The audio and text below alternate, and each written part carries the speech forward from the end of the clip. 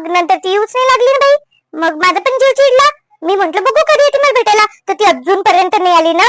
अजूनपर्यंत ती एकदा माझ्या घरी नाही आली. माझे जीव चिडणार नाही का माझा? का मैत्रीची गरज माझ्या एकटीला का? हट म्हटलं तिकडे. मग नाही येत मग मी. हो ना तर काय. ते काय शांताबाई, ते मला माहिती नाही बाई तुमचं काय आणि काय नाही ते. तर मी काय तुमच्यामध्ये पहिले पडायचे नाही ना, ते मी काय कोणाच्याच मध्ये पडत नाही. हो हो, तू तर कुणाच्या मध्ये पडतच नाही ग. सगळं तुझ्यापर्यंत येऊन आपोआपच उडत येतं कानावर खबरा तुझ्या. हा तसंच म्हणा, येतात माझ्यापर्यंत खबरा बरोबर. आणि मग असं असं झालं. तिने म्हटली बाई मला, हे काय मी माझ्या मनाने म्हणत नाही. मला काय घेणं देणं नाही तुझ्या पोरीबद्दल काही वाईट चांगलं बोलून.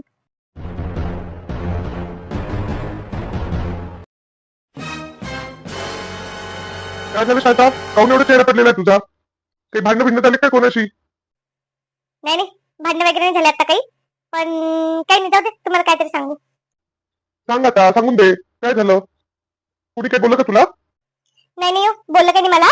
ते आहो सगळे लेकरं त्या दिवशी काय झालं, सगळे लेकरं आता दुपारच्या उन्हात खेळत होते. तरी मी बघतच होते बरं, राणी कुठं गेली कुठं गेली कुठं गेली, दिसलीच नाही गावामध्ये. म्हटलं उन्हात कुणाच्या घरी बसून खेळत असतील बाबा. तर मग ते पोरं गेलते म्हणे सगळे ते ज्योतीच्या वावरानी. तिथं कैरीचे झाडं लागलेले आहे ना, तर तिथं जाऊन कैऱ्या तोडू लागली झाडावर चढून.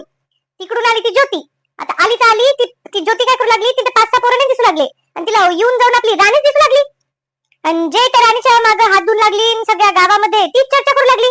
ती शोभालती आता भेटली मला. म्हणे काय म्हणे, तुझ्या पोरीने खूपच कैऱ्या चोरल्या का म्हणे. ज्योती सांगू लागली म्हणे की कैऱ्या बिऱ्या चोरल्या म्हणून तुमच्या राणीनी. आणि तुमच्या राणी काही वळण नाही नसन तसं. आता एवढी शहरात माझ्या पोरीचं वळण काढत असतं का सांगा बरं? आपल्या राणीसारखी पोरगी आहे तरी का? मग आता जातात लेकर खेळणार नाही तर काय. या वयात ते कैऱ्यांचं त्याचं मोह नाही होणार तर काय आपल्यासारखे भदाडे झाल्यानंतर काय जाऊन चढून कैऱ्या तोडणार आहे का? त्या ज्योतीने असं काय, माझं तर डोकंच फिरलेले. मी त्या ज्योतीला केव्हाची बघू लागली आहो. ती माझ्यावरच खार खाऊ नये नुसती ती माझ्याच मागे लागलेली आहे. जाऊ दे ना, जाऊ दे. आता तिच्या म्हणण्याने आपली पोरगी वाईट होणार आहे का? तू कुठं म्हणायला लावून घेती? दे सोडून. ज्याचा त्याचा तो विचार असतो. आपल्या माहिती आपली पोरगी कशी आहे, दे सोडून. किती दिवस करून करून. हो ना तर काय. ते आहे म्हणा, मला माहिती माझी पोरगी काय गुणाची काय नाही ते. हो ना तर काय.